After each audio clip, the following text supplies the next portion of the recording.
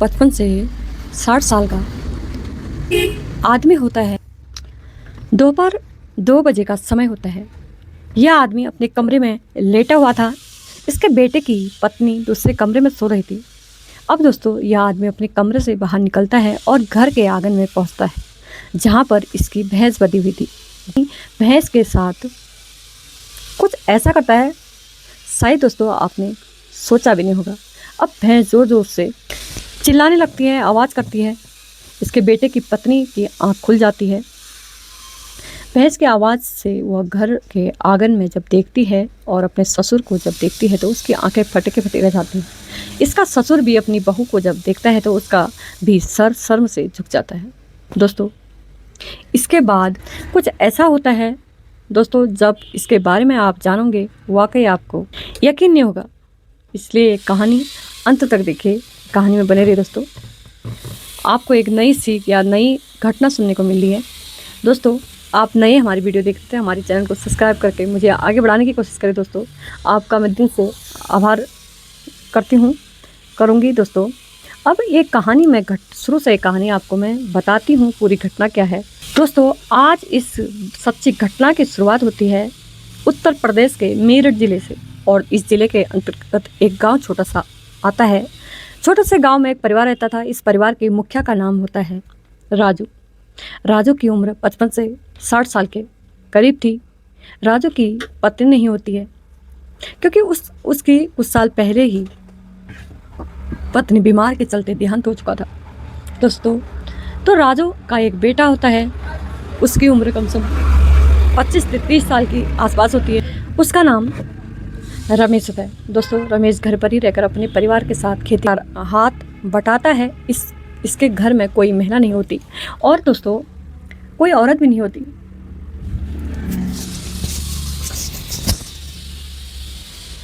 जो घर का काम कर सके, और जो राजू हो, जो पापा था लड़के का, तो वो राजू और रमेश को खाना बनाकर दे सके, तभी राजू को अपने बेटे की शादी की चिंता हो जाती है। और वो सोचता है कि जितना जल्दी हो सके मैं अपनी बेटी का शादी कर देता हूँ, और घर में वैसे भी कोई नहीं है एक रोटी बनाने वाला, इसलिए अपनी बेटी की जल्दी शादी करने की सोचता है। और फिर एक अच्छा सा रिश्ता तय करके शादी भी कर लेता है। बहू आ जाएगी करके सोचता है तो हमें समय पर खाना पीना मिलने लगेगा। अब राजू अपने बेटे जो लड़की देखना शुरू कर देता है। लगभग 1 महीने को बीत गया। लड़की तो मिल जाती है, पर जिसका नाम पूजा होता है। इसकी उम्र लगभग 22 से 23 साल के करीब होती है। अब राजू अपने बेटे रमेश के साथ उसको देखने के लिए घर पहुंच जाता है, और जब लड़की को देखता है तो देखते ही खुश हो जाता है, क्योंकि वो देखने में काफ़ी सुंदर थी। रमेश और लड़की का रिश्ता पक्का कर दिया जाता है, और लगभग 4 महीने के अंदर अंदर दोनों की शादी बड़े धूमधाम से अच्छे से करवा दी जाती है। अब दोस्तों रमेश अपनी पत्नी के साथ अपने घर पर बड़े अच्छे से रह रहा था। किसी बात की कोई दिक्कत परेशानी तो नहीं थी। राजू के पास खेती किसानी होती है और उसके पास कुछ भैंसें भी होती है। हुआ था उसके चारा लेने के लिए खेतों में जाया करता था। वह सुबह को जाता था और खेतों में काम करके चारा लेके आ जाया करता था। दोस्तों ऐसे ही दोस्तों इनका जीवन बड़े अच्छे से कट रहा था। दोस्तों इस तरीके से 6 महीने का समय गुजर जाता है, और 6 महीने के बाद ससुर अपने बेटे से, बाप अपने बेटे से कहता है, अंदर वासना दौड़ती है। 6 महीने के बाद पापा के अंदर वासना दौड़ने लगती है। अब ये सोचने लगता है कि वह अपनी इस ख्वाहिश को पूरा कैसे करे। दोस्तों तभी उसके मन में आता है कि मेरे पास भैंस है, अगर मैं भैंस से काम चला लूँ तो इसमें कोई हर्ज नहीं है। लेकिन दोस्तों घर पे उसका बेटा और बहू रहा करती थी, इसलिए उसको यह काम करने में संभव तो नहीं था ये काम करना। लेकिन तभी अपने बेटे के पास जाता है और कहता है कि बेटा तुम यहाँ पर रह रहे हो, हमारा यहाँ पर कोई काम नहीं है, तुम ऐसा करो प्रदेश जाओ कमाने के लिए। अब दोस्तों रमेश अपने पिता से शुरुआत में तो मना करता है, लेकिन पिता अपने बेटे को समझाता है, अब तुम ऐसा करो कि प्रदेश में पैसा कमाने के लिए चले जाओ। अब जो बेटा अपने पिता से शुरुआत में तो मना करता है, लेकिन को समझाता है तो उसकी बात मान जाता है बेटा, और उससे कहता है ठीक है पापा, मैं दिल्ली पैसा कमाने के लिए जाता हूँ और वहाँ पर रह के किसी कंपनी में जॉब करूँगा और वहाँ पर रह के काम कर लूँगा। अपनी पत्नी पायल से भी कहता है कि तुम यहाँ पर अच्छे से रहोगी, पापा तो यहाँ पर हैं, तो तुम्हारे अच्छे से ख्याल रखेंगे। मैं 3 महीने या 4 महीने में चक्कर लगाता रहूँगा। अपने पति का सामान पैक करती है और दिल्ली कंपनी में जाकर नौकरी करने लगता है, फिर चले जाता है। दोस्तों दिन का समय था, 2 से 2 बजे का समय था और गर्मी काफ़ी पड़ रही थी। दिन का समय था, बहू भी अपने कमरे में सो रही थी। अब घर में दोनों बहू और ससुर रह चुके थे, बेटा दिल्ली कमाने के लिए चले गया। अब दोस्तों बहू घर का काम करती थी और ससुर खेतों में भैंसों के लिए चारा लाया करता था, क्योंकि उन्होंने भैंस पाल रखी थी दोस्तों। तो उसके बाद तो बहू दिन में सो जाती है, सब लोग सो जाते हैं। काफ़ी गर्मी का समय था, मौका मिल जाता है और तुरंत ही अपने कमरे से बाहर निकलता है ससुर और अपने घर के गाय की गौशाला में पहुंच जाता है। वहाँ पर उसकी भैंस बंधी हुई थी। उसके बाद वो भैंस के साथ कुछ ऐसा करता है दोस्तों जो उसने नहीं करना चाहिए। अब दोस्तों भैंस जोर जोर से बोलने लगती है, उसको दर्द होती है, दूर दूर तक जाती थी दोस्तों। भैंस की आवाज़ से उसकी बहू की आँख खुल जाती है। सोच और पूछने लगती है कि आखिर आज ये भैंस क्या क्यों बोल रही है। पहले तो उसको बोलते हुए नहीं देखा। अब ये बहू भी अपने कमरे से बाहर निकलती है और घर के आंगन में पहुंच जाती है। इसके बाद वह अपने ससुर को और भैंस के साथ ये सब करते हुए, संबंध बनाते हुए देखती है, गलत हरकत करते हुए देखती है। तो उसके पैरों तले ज़मीन खिसक जाती है, उसकी आंखें फटी के फटी रह जाती है, वो दंग रह जाती है कि ऐसा भी कैसे, कौन क्या कर सकता है। उसको कुछ कहना नहीं आता। तभी बहू से एक बर्तन नीचे गिर जाता है। बर्तन की आवाज़ से दोस्तों ससुर जो होता है समझ आता है कि कोई आ गया है, कहीं कोई आ चुका है। अब जब ससुर भी जब गर्दन घुमा के देखता है तो उसके पीछे उसकी बहू, उसके बेटे की पत्नी खड़ी हुई है। अब वो बहू को देखता है तो उसका सर से सर नीचे झुक जाता है। उसके बाद तुरंत वह पायल के मतलब अपनी बहू के पास जाता है और उसके सामने हाथ जोड़ के खड़ा हो जाता है और उससे कहता है कि मुझसे बहुत बड़ी गलती हो गई है, मुझे माफ़ कर दो, क्योंकि मैं भी इंसान हूँ, मेरा भी मन होता है और मैं जाऊँ तो जाऊँ कहाँ, लेकिन मेरे कहने बहुत बड़ी गलती हो गई है, तो मुझे माफ़ कर दो और इसके बाद मेरे बेटे से कुछ मत कहना। तो बहू कहती है, अपने ससुर से कहती है कि ससुर जी तुम्हें शर्म आनी चाहिए।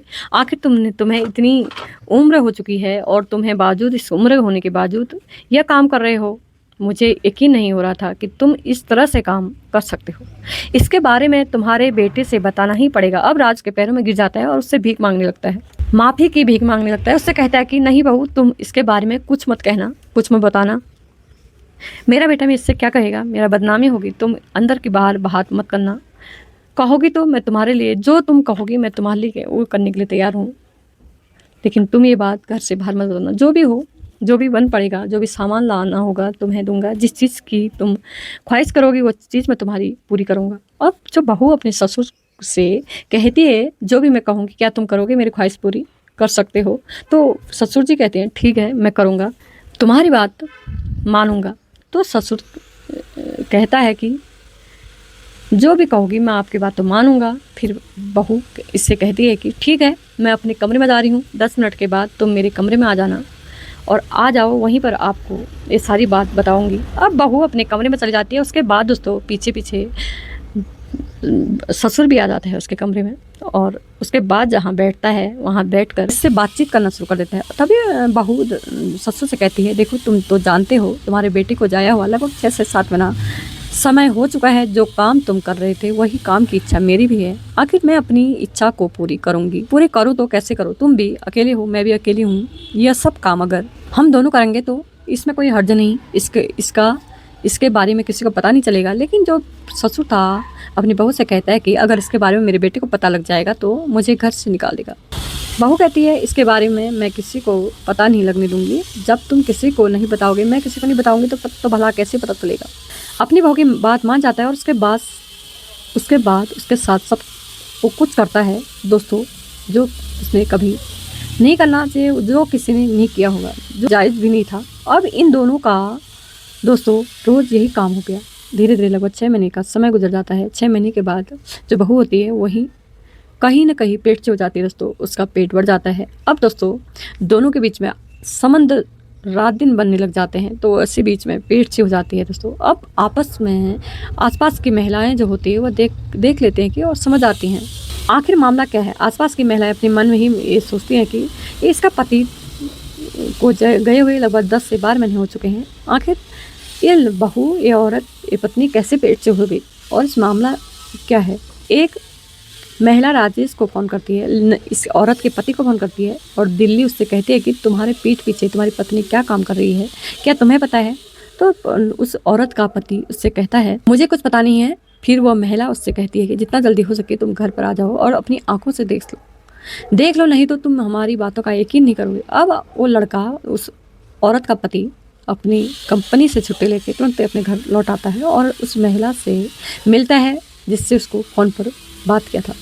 अब दोस्तों यही महिला उस लड़के से कहती है कि तुम्हें जाए हुए दिल्ली लगभग 10 से 12 महीने हो चुके हैं, ऐसे में तुम्हारी पत्नी पेट से हो सकती है कि हमें कुछ समझ नहीं आ रहा है। अब जो लड़का है अपनी पत्नी को यह बात सुनाता है तो उसके पैरों के तले नीचे ज़मीन खिसक जाती है और तुरंत ही वो अपनी पत्नी के पास जाता है और उससे सवाल जवाब करने लगता है। दोस्तों ये जो उसकी पत्नी होती है वो लड़का को तरह तरह की बातें बता रही थी, वो सच्चाई नहीं बता पा रही थी। और फिर जो लड़का कहता है अगर तुम इसके बारे में मुझे सच्चाई नहीं बताओगी तो मैं पुलिस थाने में चला जाऊंगा और आपके खिलाफ FIR रिपोर्ट दर्ज करूँगा। दोस्तों FIR करूँगा, रिपोर्ट करूँगा। और जो लड़की होती है वो डर जाती है और